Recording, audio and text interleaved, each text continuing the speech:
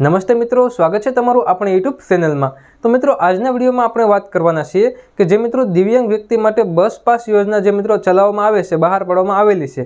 તો મિત્રો આ યોજનાની અંદર કોને કોને લાભ મળવાપાત્ર રહેશે, ત્યારબાદ મિત્રો કુલ કેટલી સહાય મળવાપાત્ર રહેશે, ત્યારબાદ મિત્રો વાત કરીશું કયા કયા ડોક્યુમેન્ટની જરૂર પડશે ઓનલાઈન અરજી કરવા માટે અથવા તો ઓફલાઈન અરજી કરવા માટે કયા કયા ડોક્યુમેન્ટની જરૂર પડશે, ત્યારબાદ મિત્રો તમારે અરજી કઈ જગ્યાએ કરવાની રહેશે। તો તેની સંપૂર્ણ માહિતી આ એક જ વિડીયોની અંદર આપણે મેળવવાના છીએ। વિડીયોને છેલ્લે સુધી જોવા વિનંતી છે અને જો તમે અમારી યુટ્યુબ ચેનલની અંદર નવા હોય તો મિત્રો ચેનલને સબસ્ક્રાઇબ કરવાનું ના ભૂલતા, જેથી તમને આવનારી યોજનાની માહિતી સૌથી પહેલાં મળતી રહે।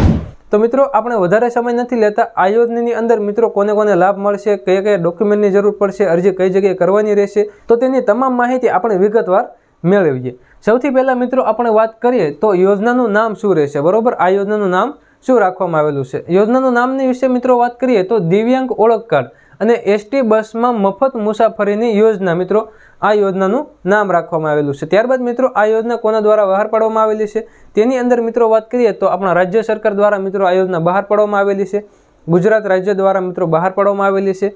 ત્યારબાદ મિત્રો વાત કરીએ તો સહાયનું ધોરણ શું રહેશે?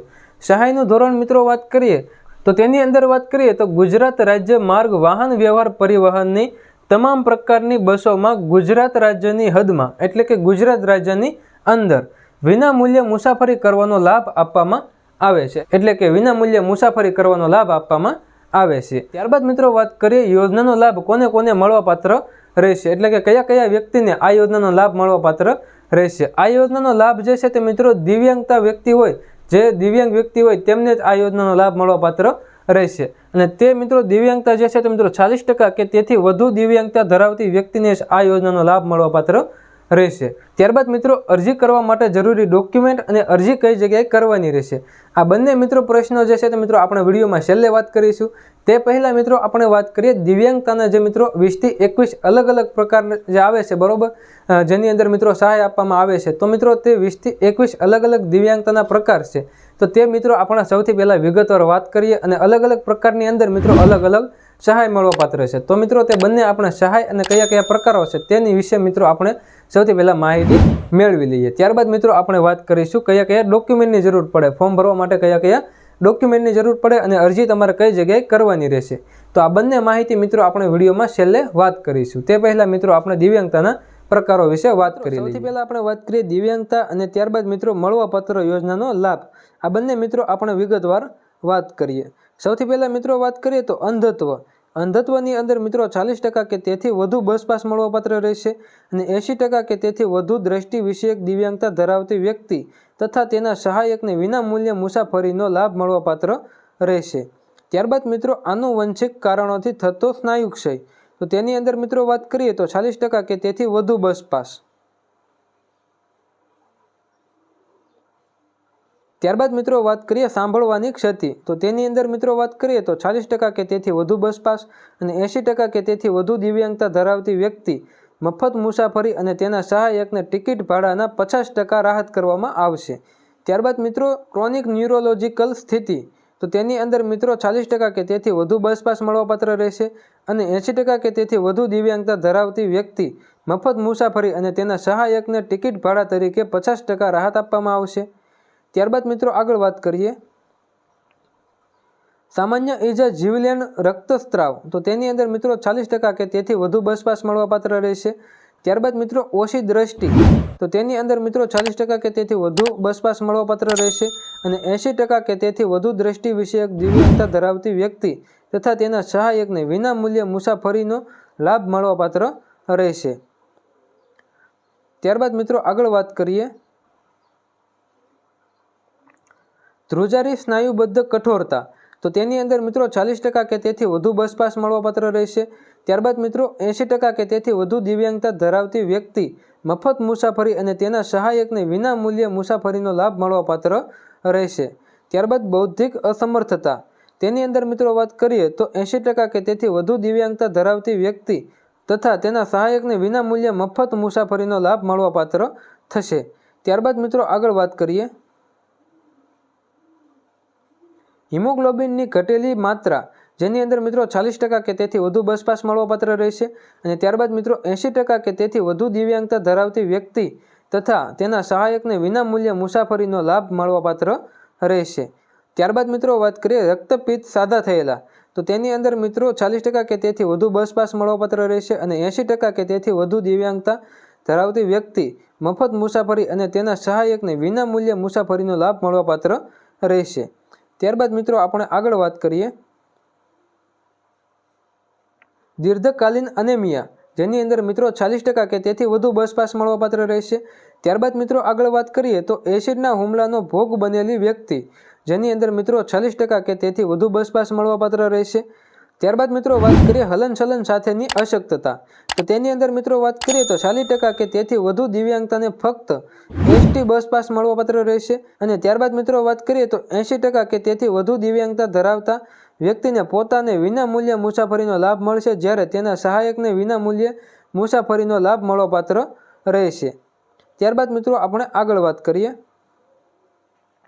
સેરેબલ પાલ્સીની અંદર મિત્રો વાત કરીએ તો 80% કે તેથી વધુ દિવ્યાંગતા ધરાવતી વ્યક્તિને પોતાને તેમજ તેના સહાયકને 100% મફત મુસાફરીનો લાભ મળવાપાત્ર રહેશે।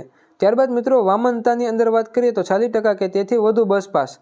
ત્યારબાદ મિત્રો માનસિક બીમારીની અંદર મિત્રો વાત કરીએ તો 40% કે તેથી વધુ દિવ્યાંગતા ધરાવતી વ્યક્તિને મફત મુસાફરી અને તેના સહાયકને 50% ભાડું આપવામાં આવશે। અને ત્યારબાદ મિત્રો વાત કરીએ તો 80% કે તેથી વધુ દિવ્યાંગતા ધરાવતી વ્યક્તિ તથા તેના સહાયકને વિનામૂલ્યે મુસાફરીનો લાભ મળવાપાત્ર રહેશે। ત્યારબાદ મિત્રો વાત કરીએ તો શરીરની પેશીઓ કઠણ થવાની વિકૃતિ, તેની અંદર મિત્રો 40% કે તેથી વધુ બસ પાસ અને 80% કે તેથી વધુ દિવ્યાંગતા ધરાવતી વ્યક્તિ તથા તેના સહાયકને વિનામૂલ્યે મુસાફરીનો લાભ મળવાપાત્ર રહેશે। ત્યારબાદ મિત્રો ખાસ અભ્યાસ સંબંધિત દિવ્યાંગતા, જેની અંદર મિત્રો 40% કે તેથી વધુ બસ પાસ મળવાપાત્ર રહેશે। ત્યારબાદ મિત્રો વાણી અને ભાષાની અશક્તતા, તો તેની અંદર મિત્રો 80% કે તેથી વધુ બસ પાસ મળવાપાત્ર રહેશે। ત્યારબાદ મિત્રો આપણે આગળ વાત કરીએ તંત્ર ન્યુરોની વિકાસલક્ષી સ્થિતિમાં ક્ષતિ, તો તેની અંદર 40% કે તેથી વધુ દિવ્યાંગતા ધરાવતી વ્યક્તિ મફત મુસાફરી અને તેના સહાયકને ટિકિટ ભાડા તરીકે 50% રાહત આપવામાં આવશે અને 80% કે તેથી વધુ દિવ્યાંગતા ધરાવતી વ્યક્તિ તથા તેના સહાયકને વિનામૂલ્યે મુસાફરી કરવાનો લાભ મળવાપાત્ર રહેશે। ત્યારબાદ મિત્રો 21મો છેલ્લો પ્રકાર જોઈએ મલ્ટિપલ ડિસેબિલિટી, તો તેની અંદર મિત્રો વાત કરીએ તો 40% કે તેથી વધુ દિવ્યાંગતા ધરાવતી વ્યક્તિને પોતાને તેમજ તેના સહાયકને 100% મફત મુસાફરીનો લાભ મળવાપાત્ર રહેશે। તો મિત્રો આ 21 પ્રકારના અલગ અલગ દિવ્યાંગતાના પ્રકારો હતા। હવે મિત્રો આપણે વાત કરીએ ઓનલાઈન ફોર્મ ભરવા માટે અથવા તો ઓફલાઈન ફોર્મ ભરવા માટે કયા કયા ડોક્યુમેન્ટની જરૂર પડશે, એટલે કે ફોર્મ ભરવા માટે કયા કયા દસ્તાવેજો જોશે, ડોક્યુમેન્ટ જોશે, તો તે મિત્રો આપણે વિગતવાર વાત કરીએ। સૌથી પહેલાં મિત્રો રહેઠાણનો પુરાવો, જેની અંદર રેશન કાર્ડ અથવા તો મિત્રો વીજળી બિલ અથવા તો ડ્રાઇવિંગ લાયસન્સ અથવા તો આધાર કાર્ડ અથવા તો ચૂંટણી કાર્ડ, આ 5 ડોક્યુમેન્ટમાંથી કોઈ પણ એક ડોક્યુમેન્ટ મિત્રો તમારે રજૂ કરવાનું રહેશે।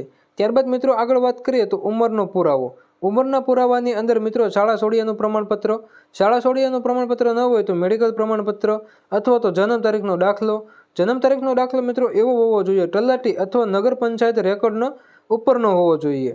તો મિત્રો આ 3 ડોક્યુમેન્ટમાંથી કોઈ પણ એક ડોક્યુમેન્ટ તમારે રજૂ કરવાનું રહેશે। ત્યારબાદ મિત્રો વાત કરીએ જિલ્લા સિવિલ સર્જનશ્રી અથવા તબીબી અધિક્ષકશ્રીનું દિવ્યાંગતાની ટકાવારી દર્શાવતું દિવ્યાંગ મેડિકલ પ્રમાણપત્ર રજૂ કરવાનું રહેશે।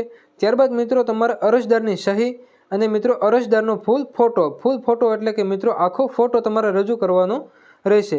પાસપોર્ટ સાઇઝ ફોટો મિત્રો નહીં ચાલે, એટલે મિત્રો તમારે અરજદારનો ફૂલ ફોટો અપલોડ કરવાનો રહેશે અથવા તો મિત્રો તમારે સાથે રાખવાનો રહેશે।